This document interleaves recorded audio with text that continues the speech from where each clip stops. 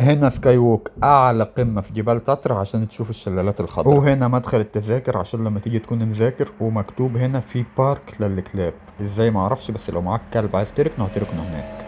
وبما انه ممشى سحابي فانت بتشوف الرجالة اللي بتتمشى فوق من تحت وضوح الشمس. اي نعم بتشوف حاجات ما ينفعش تتشاف، بس يلا بينا. هنا نص المسافة لسه مفيش زحمة ولا كثافة، وقدام في الممشى الزجاجي الأول وفي ممشى زجاجي تاني فوق. الاتنين تقريبا نفس الكادر ونفس الصورة، ولكن عشان الصور تطلع أسطورة حاول تروح والشمس هادية. طبعا هنا ممنوع تصور بدرون، آخرك الآيفون، بس انت كده كده مش محتاج درون زي ما انت شايف.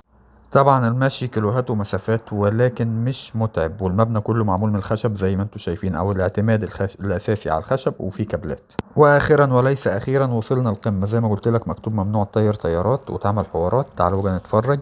دي شبكة خالية بتنزل فيها مسارات زحلقة بنفس الطريقة الشبكية برضو لحد المستوى اللي تحت الممر الزجاجي الأولاني، ودي الممر الزجاجي الأخير. ودي الكادر، ودي الناس اللي بتتصور والاطفال اللي بتلعب. نصيحة قبل ما تصور، لو لمعت كاميرا التليفون بتيشيرت هتعرف انك كبرت وعجلت. يلا طبعا بينا. ارشادات الامن والنتانة مكتوب ان الزجاج ده اخره 70 فرد. طبعا هو معلومة مهمة ولكن مرعبة. احلى صور في احلى مكان، يلا نستمتع قدر الامكان. اسيبكم مع الطبيعة الساحرة.